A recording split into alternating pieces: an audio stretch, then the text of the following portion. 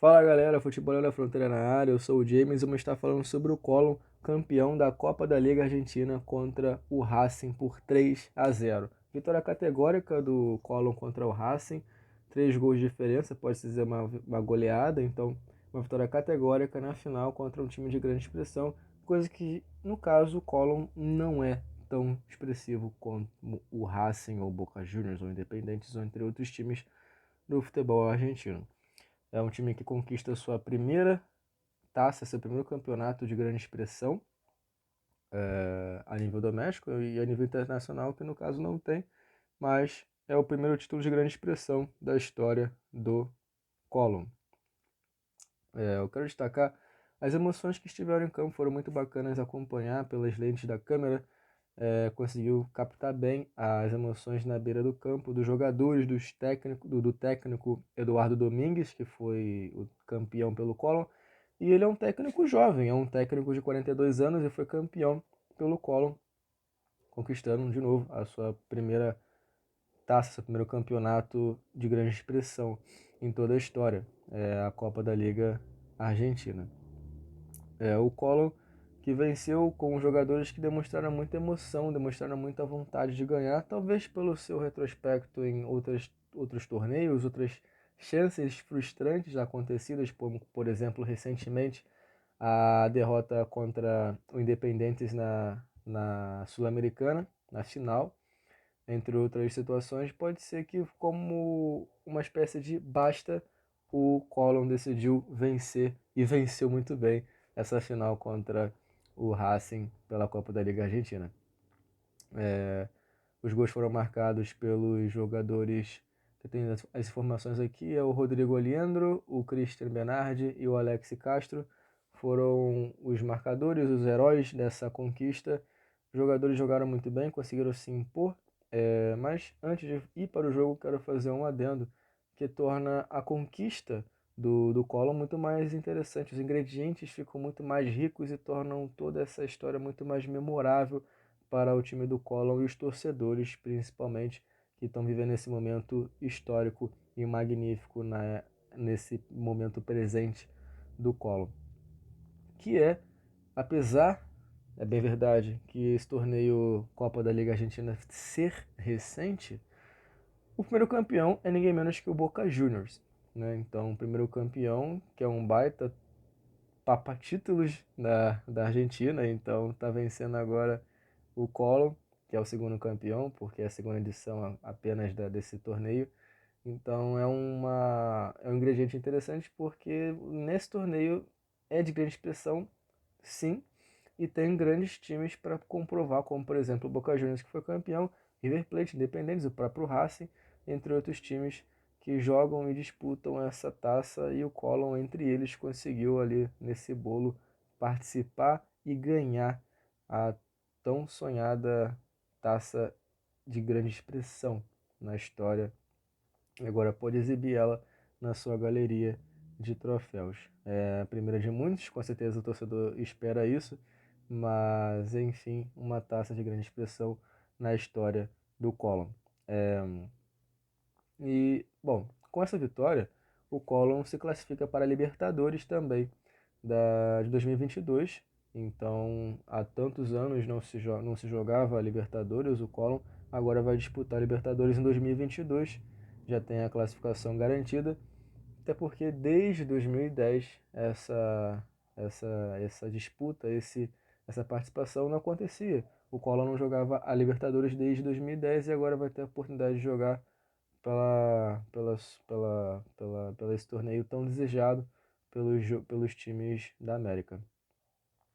O Colón vai disputar agora em 2022 e tem um foco certamente na Libertadores e vai ter alguns ajustes, vão ter que ser necessárias algumas negociações para tentar se manter nesse torneio tão desejado, e alguns jogadores importantes como por exemplo o Pulga, que eu vou mencionar, perdão, eu vou mencionar no decorrer do vídeo algumas informações sobre ele, que boas e um pouco ruins também, mas talvez tristes, mas podem se tornar alegres num final feliz, quem sabe, mas isso fica um pouco mais pro final do vídeo. Tem informações aqui do jogo e do campeonato em si que o Colón fez e muito bem.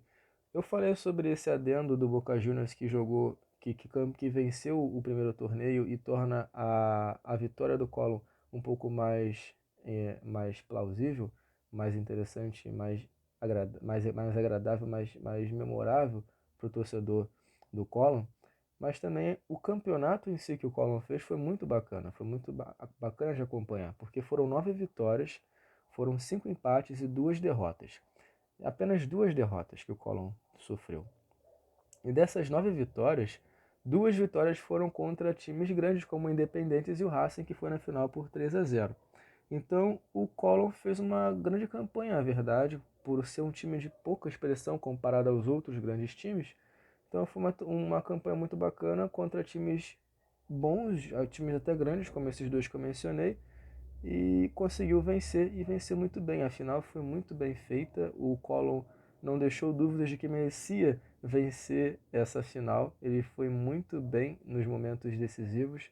Então, por exemplo, nesse jogo da final, tem as estatísticas aqui, como para quem não viu o jogo, o Colón teve 12 finalizações no decorrer do jogo.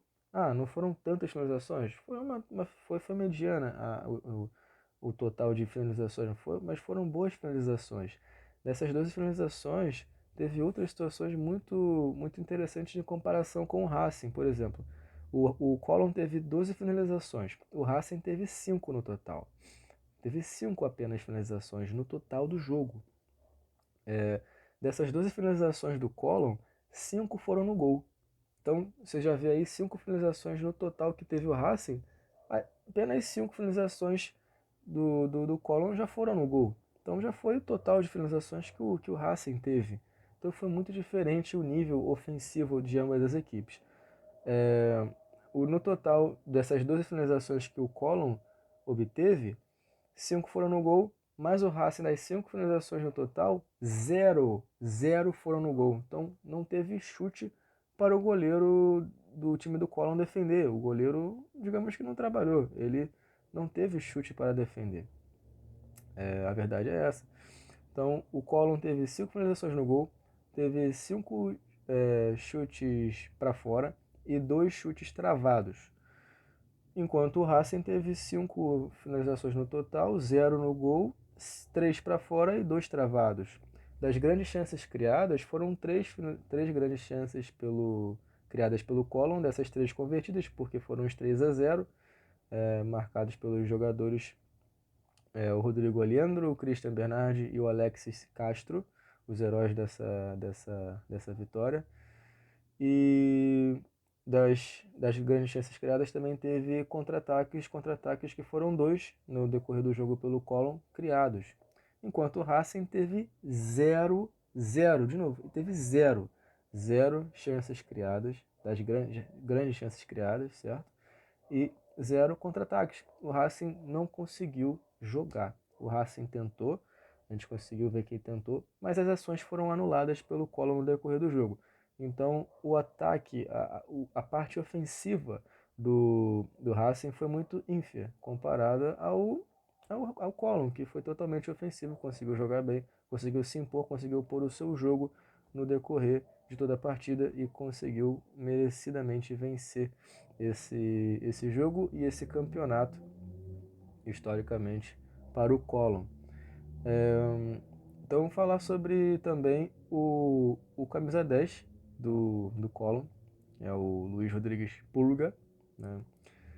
Ele, com 36 anos, agora ele foi campeão, líder de gols, o artilheiro, e garçom, com 6 assistências. Ele foi artilheiro com 8 gols e 6 assistências no decorrer do campeonato. Com 36 anos, camisa 10, capitão, líder, ídolo do Colón. Luiz Rodrigues Pulga, Luiz Miguel Rodrigues Pulga, que infelizmente está na sua última temporada. Aí vem a parte triste. Então fica a dúvida se ele vai ou não ficar para a próxima temporada, porque vai ter Libertadores. Então a gente fica na dúvida se ele vai renovar para jogar a próxima competição. Até porque uma competição de tanta importância como essa, é sempre bom ter bons jogadores, grandes jogadores, jogadores que estão acostumados a já estar ali nesse ambiente do time que for disputar, como é o caso do Pulga com o Collor. E certamente o torcedor vai querer ter o Collor, vai querer ver o Collor jogando a Libertadores com o Pulga. Mas fica a dúvida se ele vai ou não renovar. Ele o seu contrato tá para se extinguir agora no final da temporada e fica essa dúvida, essa novela, se vai ou não renovar. Certamente os torcedores esperam que isso aconteça. A gente não tem certeza se vai ou não acontecer. Vamos estar sempre buscando as informações para saber se realmente vai haver a renovação do Pulga com o Collor, se ele vai para outro time, se ele vai se aposentar. Ele tem 36 anos, mas ele ainda rende um bom futebol. Ele consegue fazer grandes jogadas, consegue fazer grandes partidas. Tanto é que ele é artilheiro e líder de assistência no campeonato e é o capitão. Então, certamente ele agregaria muito ao Collor na Libertadores do próximo ano, com experiência, com liderança, com boas jogadas que ele sabe fazer. Apesar da idade, ele está num nível físico o suficientemente bem para levar o Collor a uma situação melhor, certamente.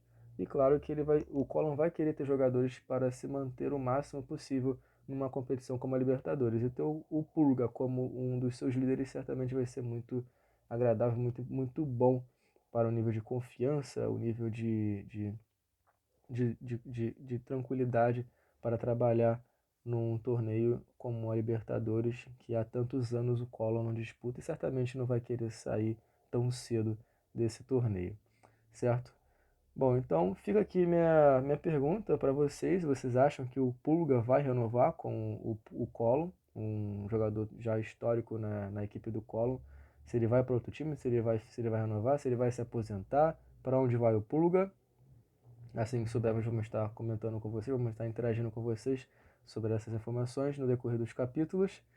E o que você achou da vitória do Collor? Você achou que o Collor mereceu vencer? Se o Racing realmente deixou a desejar? Ou se mereceu vencer, se jogou melhor? A opinião aqui de vocês é sempre ouvida e aqui é democracia. Apesar de um achar que é uma coisa, não quer dizer que pode ser outra também.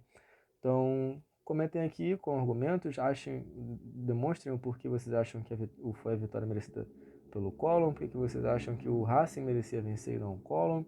Então, deixem os seus comentários aqui e não se esqueçam de seguir a gente no nosso projeto, no Futebol na Fronteira, caso você não conheça.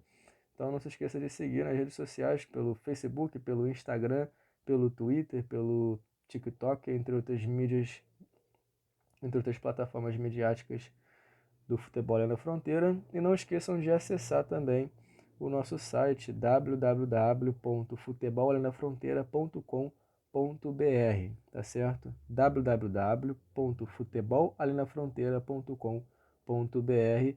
E claro, por favor, não se esqueçam de se inscrever no canal do YouTube. É muito importante que você se inscreva no canal, toque no sininho para ter notificações sempre que surgir um novo conteúdo aqui no canal. Então, curta, comenta e compartilha os nossos conteúdos aqui no YouTube. Acesse nossas plataformas midiáticas do Futebol na Fronteira e acessem o site. Vai estar tudo aqui na descrição abaixo. E deixe o seu comentário, o que você achou do vídeo, o que você quer ver no próximo vídeo, o que você quer de conteúdo. Pode deixar aqui que a gente vai estar sempre interagindo com vocês. E um grande abraço e até a próxima.